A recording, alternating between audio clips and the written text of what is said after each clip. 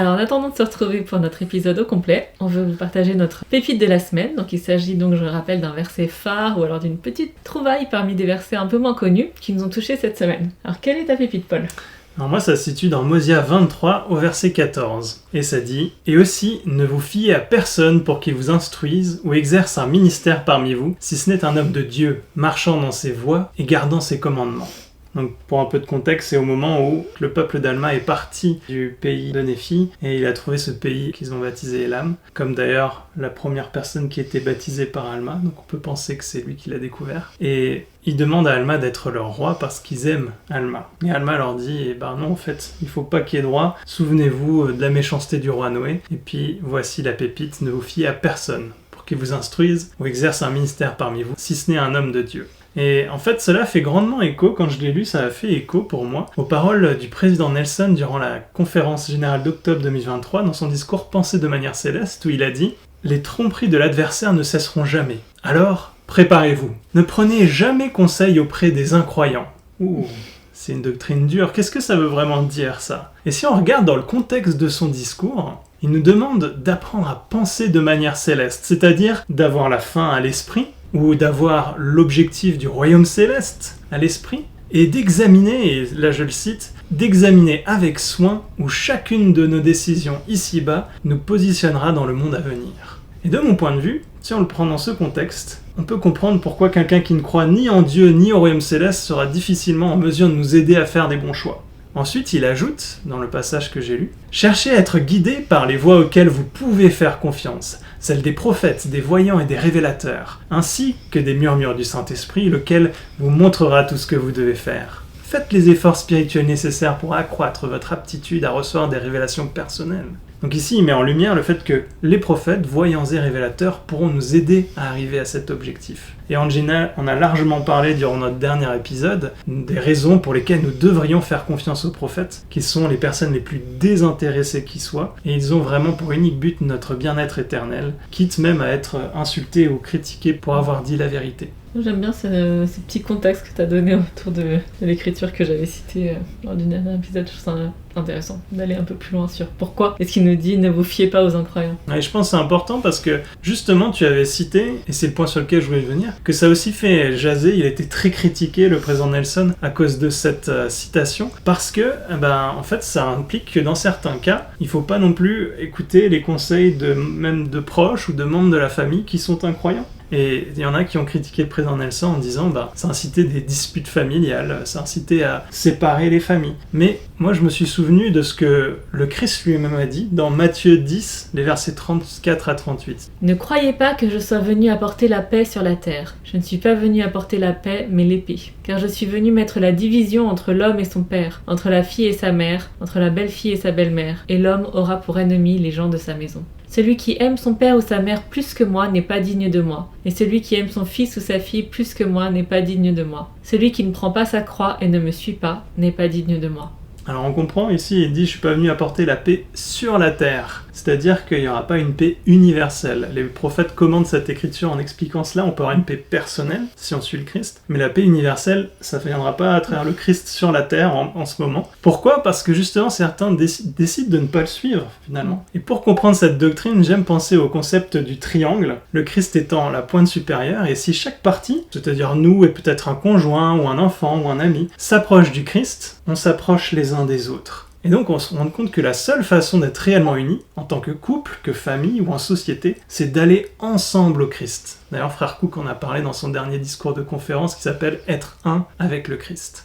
Et donc, la dernière question qui se pose, c'est que parfois, on a des proches qui sont pas alignés avec le Christ et sa doctrine. On a peut-être tendance à vouloir transiger avec nos principes, peut-être parce qu'on a peur de leur jugement, et on nous trouvait trop rigides, ou peut-être parce qu'on souhaite faire un pas vers eux en espérant que eux fassent un pas vers nous en retour. Alors on va se dire, bon, je vais peut-être pas suivre exactement tel commandement pour lui montrer que je suis quand même suffisamment souple. Mais la réalité, c'est que la meilleure et l'unique façon d'aider les autres à aller au Christ est de rester ferme soi-même et de rester aux côtés du Christ. C'est un principe qui est clairement illustré par Léhi dans son songe, dans 1 Néphi 8. Quand il voit sa famille, Léhi, il dit « Je vois Saria, Sam et Néphi, et ils se tenaient là comme s'ils ne savaient pas où aller. Et il arriva que je leur fis signe, et je leur dis d'une voix forte qu'ils devaient venir à moi manger du fruit qui était le plus désirable que tout autre fruit. Et il arriva qu'ils vinrent à moi et mangèrent aussi du fruit. Et ensuite, je désirais que l'amant et l'aimer viennent aussi manger du fruit, c'est pourquoi je jetai les regards dans l'espoir de les voir. Il arriva que je les vis, mais ils ne voulurent pas venir à moi. » Et Léhi, lui, il n'est pas parti dans le brouillard de ténèbres au risque de se perdre sur des routes étranges pour aller chercher sa famille. Et de même, vos proches ne seront pas mieux allés au Christ si vous n'êtes plus auprès de lui.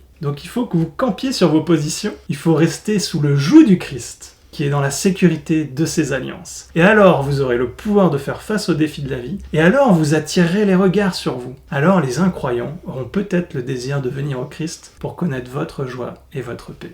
Merci beaucoup, Paul. Je pense qu'on a bien compris pourquoi est-ce qu'il faut se fier à des personnes qui vont nous rapprocher du Christ et de notre Père Céleste, en tous les cas lorsqu'on est sur ce domaine-là de compétences et de conseils et d'attentes dont on a besoin. Et toi alors, quelle est ta pépite ? Alors, moi j'ai choisi de prendre Mosia 23. Alors, il y a quelques versets. C'est en fait le petit commentaire de Mormon entre deux phases de narration. Alors c'est marrant parce qu'avant, je pense que je n'étais pas du tout capable de repérer ces petites insertions narratives. Alors que maintenant, je commence à être au clair sur ce qui se passe, à quel moment c'est Mormon qui se met à parler, etc. Donc c'est Mosia 23, versets 21 à 24. Alors juste avant, on nous dit que Alma et son peuple, enfin les personnes qui ont été baptisées, qui l'ont écouté, qui étaient aux eaux de Mormon, ont été avertis par Dieu de fuir. L'armée du roi Noé était à leur recherche. Ils se sont enfuis, ils sont arrivés au pays des lames, et là, on dirait que tout se passe bien pour eux. Ils commencent à prospérer, à construire une ville. Et là, Mormon nous dit « Néanmoins, le Seigneur juge bon de châtier son peuple. Oui, il met à l'épreuve sa patience et sa foi. Néanmoins, quiconque place sa confiance en lui sera élevé au dernier jour. Oui, et ainsi en fut-il de ce peuple. Car voici, je vais vous montrer qu'il fut réduit en servitude et que personne ne pouvait le délivrer, si ce n'est le Seigneur, son Dieu, oui, le Dieu d'Abraham et d'Isaac et de Jacob. Et il arriva qu'il le délivra et qu'il lui montra son grand pouvoir, et grande fut sa joie. » Alors on va voir dans les passages de cette semaine, et je pense qu'on va en parler plus profondément dans notre épisode au complet, mais on va avoir 2 exemples de délivrance spectaculaires et qui vont amener une grande joie au peuple, donc en l'occurrence la délivrance du peuple de Limi et la délivrance du peuple d'Alma. Mais on sait que la délivrance n'arrive pas toujours comme on le voulait. Et donc dans cette pépite, je voulais me concentrer sur le début justement du passage, donc Mormon qui nous dit « Néanmoins le Seigneur juge bon de châtier son peuple, oui, il met à l'épreuve sa patience et sa foi. » Donc il met vraiment en parallèle ces deux choses. Enfin, ce qu'il appelle châtier son peuple, qu'on peut ressentir comme une punition, en fait c'est mettre à l'épreuve sa patience et sa foi. Et donc on sait qu'il va forcément, très certainement, sans aucun doute, nous sortir de notre zone de confort de temps en temps, que la vie ne va pas être un long fleuve tranquille. Néanmoins, un autre néanmoins, que Mormon nous dit, « Quiconque place sa confiance en lui sera élevé au dernier jour. » Oui, et ainsi en fut-il de son peuple. Et j'ai trouvé ça intéressant parce que il dit « sera élevé au dernier jour ». Il dit pas « quiconque place sa confiance en lui sera délivré dans l'année ou dans la semaine », voilà. Comme cela semble avoir été le cas pour les peuples de Limi et d'Alma. Il dit « quiconque place sa confiance en lui sera élevé au dernier jour ». C'est-à-dire que parfois, il va peut-être falloir patienter un petit moment. Et ça m'a fait penser à... Alors j'ai pas réussi à retrouver le discours de conférence dans lequel il en parle, mais j'ai retrouvé un article, il parlait d'une veillée de jeunes adultes où Elder Bednar avait partagé la même expérience. En fait, je me rappelais qu'il avait parlé d'avoir la foi pour être guéri, mais aussi avoir la foi de ne pas être guéri. Et donc j'ai retrouvé ça dans un article. Et donc je cite Elder Bednar. « Un grand nombre de leçons que nous devons apprendre dans la condition mortelle ne peuvent être apprises que par les choses que nous vivons et que nous subissons quelquefois. Et Dieu attend avec confiance que nous affrontions l'adversité temporaire de la condition mortelle. » J'ai trouvé ça intéressant, cette adversité temporaire de la condition mortelle, parce que la condition mortelle en entier, pour l'instant, ça nous paraît peut-être pas forcément très temporaire. Voilà, c'est toute notre vie. C'est assez long en tout cas. Mais donc des fois, l'adversité temporaire qui est propre à la condition mortelle, donc jusqu'à la mort du corps mortel. Donc il attend que nous affrontions l'adversité temporaire de la condition mortelle avec son aide, afin de pouvoir apprendre ce qui nous est nécessaire pour devenir à terme ce que nous devons devenir dans l'éternité. C'est au cours d'épreuves difficiles, souvent remplies de douleurs et de souffrances, que s'édifie notre personnalité, que notre cœur se purifie et que notre âme grandit, tandis que nous obtenons de l'expérience et que nous sommes formés spirituellement. Décrivant un jeune couple fidèle, marié seulement depuis 3 semaines, quand on diagnostiqua un cancer des os chez le mari, David Bednar a cité des passages de leurs journaux personnels. Ils ont exprimé les importantes leçons éternelles qu'ils ont apprises grâce aux expériences difficiles et éprouvantes associées au cancer. David Bednar a dit que lors d'une visite rendue à ce couple à l'hôpital et alors qu'on lui demandait de donner une bénédiction de la prêtrise, il a posé au mari une question imprévue mais inspirée. Si c'est la volonté de notre Père Céleste, avez-vous la foi pour ne pas guérir ? Tandis que David Bednar discutait avec ce couple fidèle, ils en sont venus à comprendre que la bénédiction de guérir ne pourrait être reçue que s'ils avaient la foi pour ne pas guérir et étaient disposés à se soumettre à tout ce que le Seigneur jugerait bon de leur infliger. Il a dit, en d'autres termes, ils devaient vaincre, grâce à l'expiation du Seigneur Jésus-Christ, la tendance de l'homme naturel présent chez nous tous, à exiger avec impatience et à insister incessamment pour obtenir les bénédictions que nous voulons et que nous croyons mériter. Nous avons pris conscience d'un principe qui s'applique à tout disciple dévoué. La foi forte dans le Sauveur consiste à accepter de se soumettre à sa volonté et son calendrier dans notre vie, même si l'issue n'est pas ce que nous espérions ou voulions. Et pour finir, il a aussi enseigné, même avec une grande foi, beaucoup de montagnes ne seront pas déplacées, et tous les malades et tous les infirmes ne guériront pas. Si toute l'opposition était éliminée, si toutes les maladies étaient supprimées, les buts premiers du plan du Père seraient contrecarrés. C'est assez fort parce qu'ils ont été délivrés rapidement et grâce à leurs afflictions qui ont pour le coup été temporaires et pas trop longues, ils ont déjà appris beaucoup de choses et ils ont pu ressentir une grande joie. Et parfois nos afflictions peuvent être un peu plus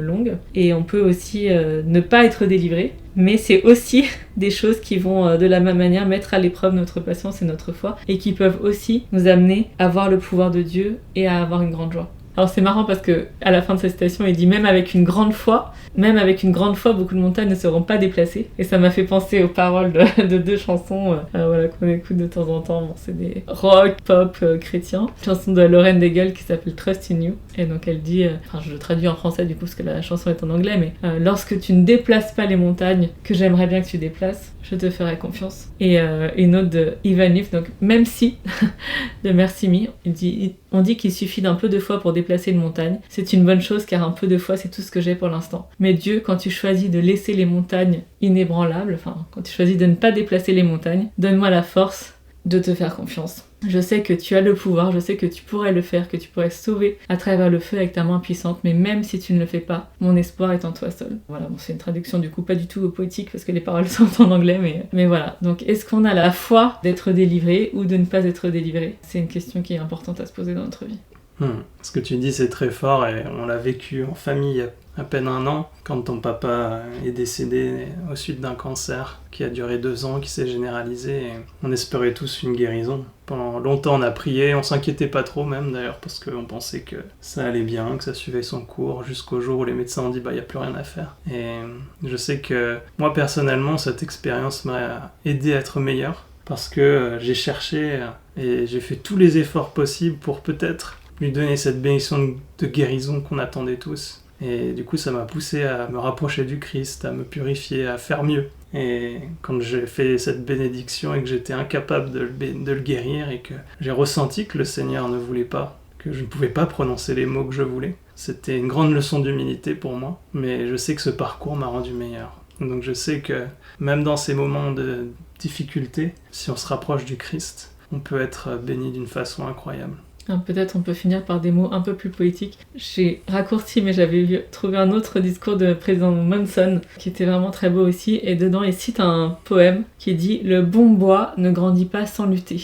Plus fort le vent, plus dur le bois. Plus loin le ciel, plus haute la stature. Plus rude l'hiver, plus forte la ramure. Le soleil, le froid, la pluie, la neige font des arbres et des hommes puissants. » Alors pour conclure notre pépite, on vous encourage à bien lire les passages de la semaine pour être prêt avec vos propres sentiments. Donc on vous le rappelle, Mosia 18 à 24. Et puis n'hésitez pas à vous abonner si vous ne l'êtes pas déjà pour recevoir la notification de la sortie de notre vidéo. Et on vous dit à très bientôt. Bye bye.